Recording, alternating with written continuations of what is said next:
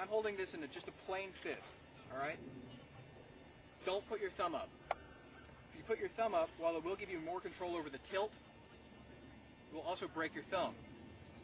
If someone pushes back on this Madu while I have my thumb up,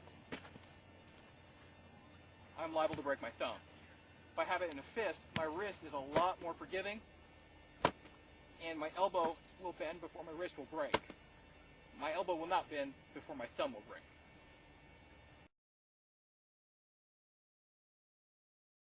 Oh, yeah. How I hold this stuff. All right.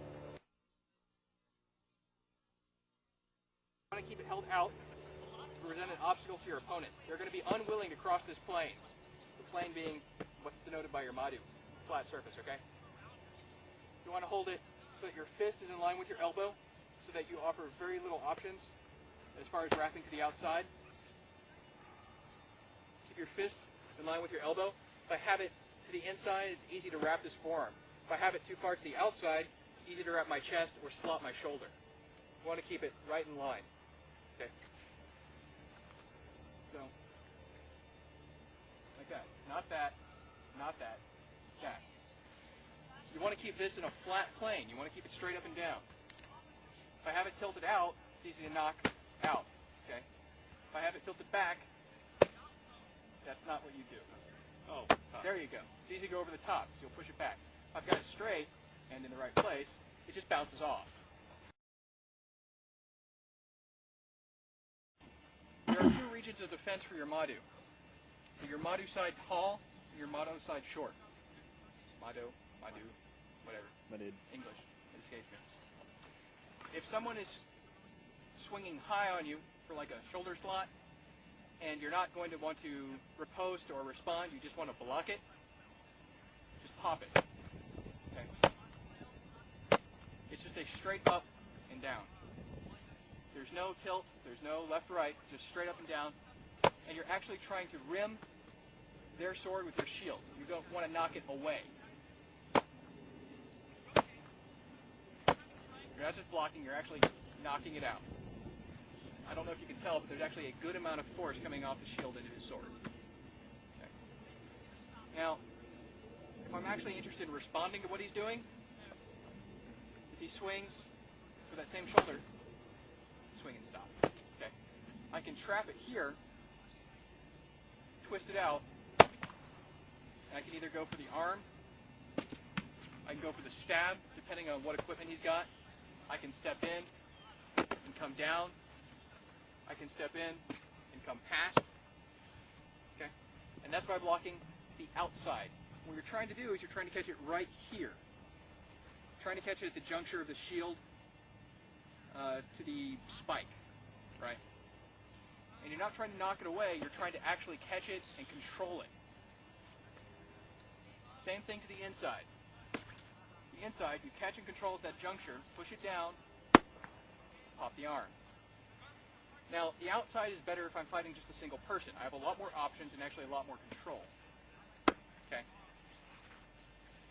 Against multiple on one, where I can't afford to step into his line, the inside is better. So I can throw this while backing up, because it's his closest part to me, which means I don't have a lot of exposure. I can keep going backwards and his friends don't get pot shots at me. Alright, now the second section for defense on your Madu side is short. Low.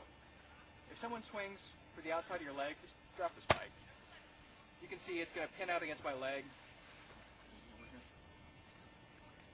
It's going to pin out against my leg. There's no real way to get through it. They can't really wrap past it. They're basically screwed. And then you hit them a lot.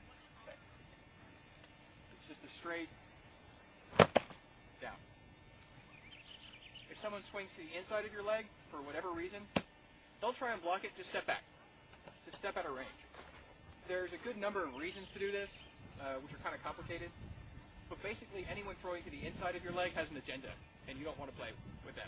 You just want to let them do whatever and step the hell back. Because that shot has no real value. They're throwing it as a fake or a setup for something else. It takes too long to land. If they were really interested in hitting your leg, they just wrap the outside. So just step back and ignore them. Reset. If they keep doing it, and they're really dedicated to it, you can punish them by taking the arm.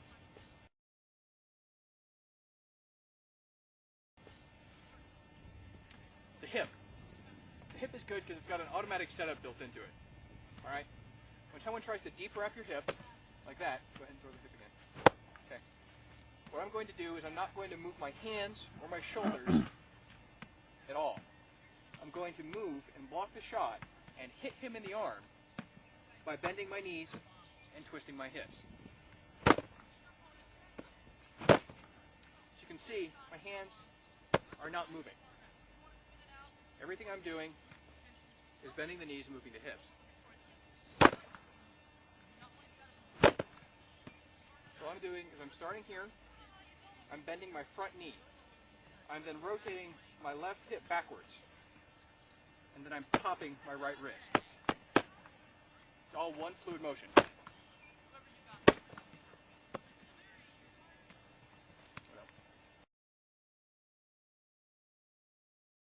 Okay. What I'm going to show you is the basic bread and butter Madu center grip, Madu punch strap thing setup. I work with that with the gym. So I start my basic stance. I'm going to offer him my shoulder. I'm going to do so by dropping my guard. Okay? Not this one, I'm putting it as you can see, but this guard. Goes from here to here. When it does that, he's going to try and cross.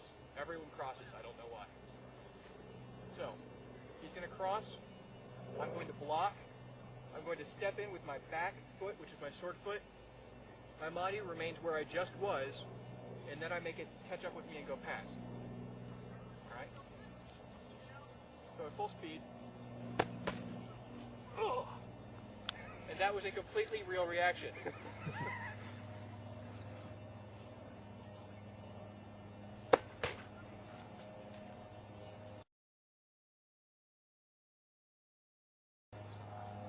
Now that we've shanked him a couple times, he's very nervous.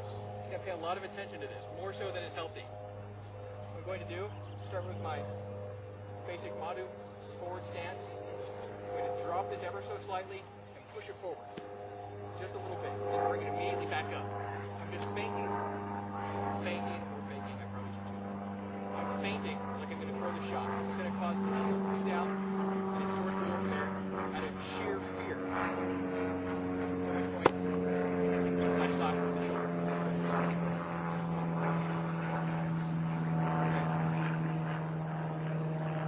Again, come down, forward, block, pop. Full speed.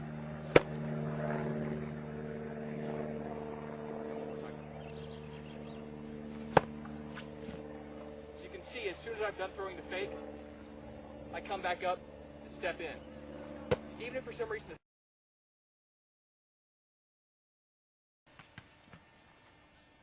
what I'm going to do is start in my normal Madu side forward stance. I'm going to offer him this side. He's going to swing for it. As he does that, I'm going to step in and proactively block or riposte it. Okay? You can see I've actually crossed pretty high, and our grips are basically touching. I've really got a good lock on his sword. Notice that the foot I step forward with is now crossed with my back foot, what is now my back foot. I'm then going to spin on my front foot. I'm going to kind of pivot around his arm here, swing my back leg around, stab, come off, and then throw the shot as my now back foot lands. Okay, you have to see it from a couple angles for it to make sense. Offer, throw, block, step, stab, throw.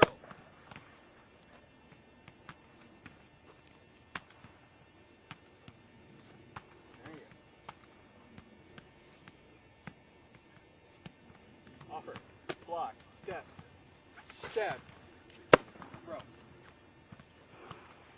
Spins are actually easier to do at full speed because your momentum carries you around. At half speed, it actually feels strange.